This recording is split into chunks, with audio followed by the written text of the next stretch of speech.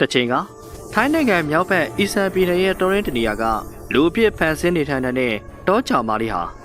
ရွာလေးတရွာကမော်လီတစင်းကိုပိုင်ဆိုင်ထားတဲ့မိဘမဲ့လူလင်လေးတယောက်နဲ့ချစ်ကျွမ်းဝင်သွားတဲ့အခါမှာတော့သူမရဲ့ဘဝဟာဘလို့ရဆက်ဖြစ်မလဲသူတို့နှစ်ယောက်ရဲ့ဘဝကီးဟာဘလို့စမ်းကြံမှုတွေနဲ့ကြုံတွေ့ရမလဲဆိုတာကြည့်ရှုရမယ်ထိုင်းရာဆိုရင်လားချစ်ချင်းတက်သေးသေးတီရီပထိုးစီရီအကြောင်းကိုတင်ဆက်ပေးသွားမှာပဲဖြစ်ပါတယ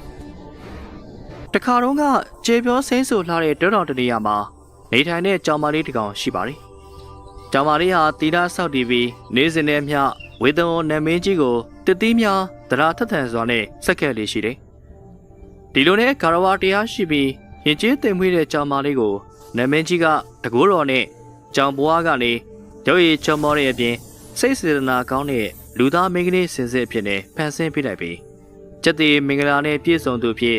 ်သူမကိုတီရီလို့အမည်ပေးလိုက်ပါတယ်။တီရီလေးဟာလူသားဖြစ်ပေမဲ့မူလအတိုင်းတီလာဆောက်တည်ပြီးကောင်းမှုကုသိုလ်များလှုပ်ဆောင်နေကတော်ရင်းမှာပဲနေထိုင်နေပါတယ်။တော်ကြီးနဲ့တိမ်မွေးတဲ့တနေရာမှာတော့အင်ဂျီနင်းငယ်နဲ့ပန်တူးဆိုတဲ့ရွာလေးတစ်ရွာရှိပါတယ်။ဒီရွာလေးမှာကြံပီးတို့ခေါ်တဲ့မိဘမဲ့လူလင်တစ်ယောက်ရှိပြီး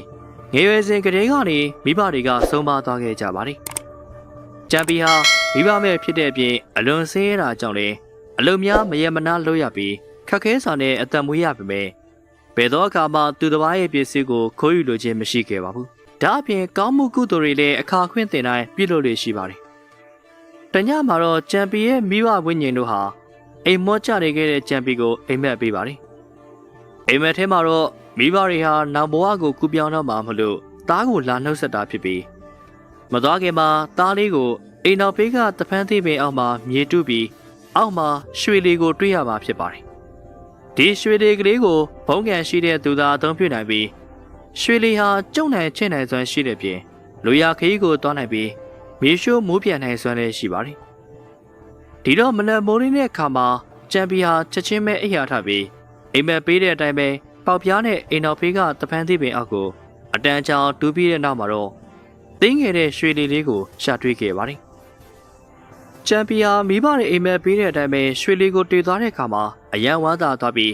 ရွှေလေးလေးကိုဘယ်သူမှမသိအောင်တေချာဖွက်ထားကရွှေလေးလေးကိုအသုံးပြုတတ်ဖို့အတွက်နေတိုင်းအမြဲတမ်းလေ့ကျင့်နေခဲ့တယ်။ရွှေလေးလေးကိုကျုံးလိုက်ချဲလိုက်လို့ရင်းမိုးပေါ်ပြန်တက်နေအောင်လေ့ကျင့်ပြီးတဲ့နောက်မှာရွှေလေးလေးကိုကျွမ်းကျင်စွာနဲ့အသုံးပြုနိုင်ခဲ့ပါတယ်။ဒီနေ့မှာတော့ချန်ပီယံရွှေလေးလေးကိုစီးပြီးမိုးပြန်နေရင်အနီးနားကတောအုပ်ကြီးတစ်ခုကိုရောက်သွားခဲ့ပါတယ်။ချန်ပီယံတောအုပ်ကြီးတွေကမိန်းကလေးတူအော်ဟစ်တန်ကြားလိုက်ရပါတယ်။ဒီမိန်းကလေးကိုကြားကြီးတကောင်ကနောက်ကနေလိုက်နေတာဖြစ်ပြီးမိန်းကလေးဟာအခြားမဟုတ်ပဲတီတီဖြစ်နေခဲ့တယ်ဗျ။ချန်ပီယံအနေအတွင်းနဲ့ကြောက်နေခဲ့တဲ့တီတီကိုရင်းရင်စွာနဲ့ကယ်တင်လိုက်နိုင်ပြီး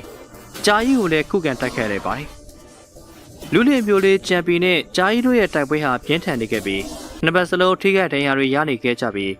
းနောက်ဆုံးမှာတော့ချန်ပီဟာကြားကြီးကိုအောင်မြင်စွာနဲ့တိုက်ခိုက်နိုင်သွားခဲ့တယ်။ချန်ပီဟာကြားကြီးကိုအောင်နိုင်ခဲ့ပေမဲ့တေလူမျိုးပါအထိကိုပဲဒဏ်ရာများပြားရနေခဲ့ကြကြောင်းတီလီဟာမိမိနေထိုင်ရာတဲအိမ်ကြီးစီကိုခေါ်ဆောင်သွားပြီ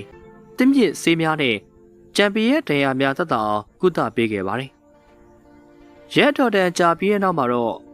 ့ချန်ပီရဲ့ဒဏ်ရာတွေကကောင်းကောင်းသက်သာသွားခဲ့ပါတယ်။တီလီနဲ့ချန်ပီတို့ရဲ့တန်ရုံးစင်ကလည်းခိုင်မာလာခဲ့ပြီးတူဦးပေါ်တူဦးချစ်ချင်းမြတ်တာရှိတာကြောင့်မကြခင်မှာပဲလက်ထပ်ခဲ့ကြပါတယ်။လက်ထပ်ပြီးသွားတဲ့နောက်မှာတော့ဇနီးမောင်နှံနှစ်ဦးတို့ဟာချန်ပီရဲ့ရွာမှာရှိတဲ့တဲအိမ်လေးထဲမှာအတူတူကပျော်ရွှင်စွာနဲ့နေထိုင်ခဲ့ကြတယ်။ဇနီးမောင်နှံနှစ်ဦးတို့ကတူဦးပေါ်တူဦးလေးစားချစ်ခင်ကြပြီးအားလည်းရဲ့မှာတော့တဖန်သီးပင်ကြီးနီးတစ်ဝိုက်ကတဘာဝရှုခင်းအလှတွေကိုအတူတူကကြည့်ရှုလေးရှိကြတယ်။ဒီနေ့မှာတော့ဥတ္တရပြည့်ရှင်ပြီးရင်ဥတ္တရမင်းကြီးကတိုင်းကန်းလှည့်လျင်တီရီတို့ဇနီးမောင်နှံကိုလမ်းမှာတွေ့လိုက်ပြီးတော့မင်းကြီးဟာရုပ်ရည်အစင်ချောမောလှပတဲ့ချန်ပီရဲ့ဇနီးတီရီကိုချစ်သက်ဝင်သွားခဲ့တယ်။မင်းကြီးဟာလင်းယောက်ျားရှိတဲ့မျိုးသမီးမှန်သိရနဲ့တီရီကိုမိမိထံဆက်သဖို့အတွက်ချန်ပီကိုအမိန်ပေးလိုက်ပါတယ်။ဒီတော့ချန်ပီဟာချက်ချင်းညှင်းဆိုလိုက်ပြီးမင်းကြီးကအာဏာသုံးပြီးစစ်သည်များကိုချန်ပီကိုဖမ်းချုပ်စေပြီးတီရီနဲ့ခွဲလိုက်ပါတယ်။ချန်ပီဟာပြန်လည်ခုခံတိုက်ခိုက်ပေမဲ့လည်းစစ်သည်အင်အားများပြားလွန်းတာကြောင့်ထိခိုက်ဒဏ်ရာများစွာရသွားခဲ့ပါတယ်။ချန်ပီကရွှေလီလေးကိုကောင်းကင်ထက်ကိုပြစ်တင်လိုက်ပြီးတီတီကိုရွှေလီနဲ့အတူထပ်ပြေးခိုင်းလိုက်ပါတယ်။ ချန်ပီကမင်းကြီးစီမှာဖမ်းခံလိုက်ပြီးတီတီဟာလည်းဘာဆက်လို့ရမှန်းမသိပဲလမ်းပြောင်းနေခဲ့ပါတယ်။တီတီဟာဝေတဝန်နဲ့မင်းကြီးထံမှအကူအညီတောင်းဆိုလိုက်တဲ့အခါဝေတဝန်နဲ့မင်းကြီးကဒီဖြစ်ပျက်တွေဟာတီတီတို့ဇနီးမောင်နှံရဲ့ရှေးခံတရားကြောင့်ဖြစ်ပြီးဝေတဝန်နဲ့မင်းကြီးကိုတော်တိုင်ကူညီလို့မရနိုင်ခဲ့ပါဘူး။တီတီဟာတစုံတရာညှင်းပယ်ခြင်းမရှိဘဲဝေတဝန်နဲ့မင်းကြီးရဲ့ဆုံးမစကားကိုနားလည်လက်ခံခဲ့တယ်။တစ်ချိန်တည်းမှာပဲမင်းကြီးရဲ့စစ်တီများရဲ့တေတူမျိုးပါနှိစက်တံတွေကိုခံနေခဲ့ရတဲ့ကြံပီကိုမြင်တွေ့နေခဲ့ရတဲ့တီတီဟာအလုံဝမ်းနဲ့ကြွေခွဲရပြီးမတက်နိုင်တော့တဲ့အစိုးမှာတော့မင်းကြီးထံမှခါစားလိုက်ပြီးမင်းကြီးအလိုလက်ရောမီဖြစ်ကြောင်းပြောပြီးချစ်သူကြံပီကိုလှုပ်ပေးဖို့အတွက်တောင်းဆိုလိုက်ပါတယ်။ချေရသူဖြစ်တဲ့တီတီရဲ့တောင်းဆိုမှုကိုကြားရတဲ့ကြံပီဟာလည်းတေလူနီးပါးဝေဒနာခံစားနေရတာကြောင့်အသက်ရှင်ဖို့ဖြစ်နိုင်တော့တဲ့အပြင်ချစ်သူတီတီရဲ့စိတ်ဆန္ဒမပါပဲမင်းကြီးကအာရမပိုင်ဆိုင်ကျင်နာတွေကြောင့်ချန်ပီလူလီဟာမိမိရဲ့ဦးခေါင်းကိုတိုင်လုံးနဲ့ဆောင်းလိုက်ပြီးအဆုံးစီရင်သွားခဲ့ပါတယ်။ချစ်သူတည်ဆုံသွားတာကိုမြင်တွေ့သွားခဲ့တဲ့သီရိဟာပြောင်းမပြနိုင်လောက်ဝမ်းနဲ့ကြေခွက်ပြီးအသက်မဲ့သွားတဲ့ချန်ပီကိုပွေ့ကြည့်ကနှလုံးကွဲမတက်ငိုကြွေးနေခဲ့တယ်။သီရိဟာအသက်မဲ့သွားတဲ့ချန်ပီကိုကောင်းစာတကြိုပေးဖို့နဲ့ကြံရှိတဲ့ပြာမှုန့်တွေကိုလည်းလွမ်းစီတီတီပေးဖို့မင်းကြီးကလိုက်ရောပဲမယ်ဆိုရင်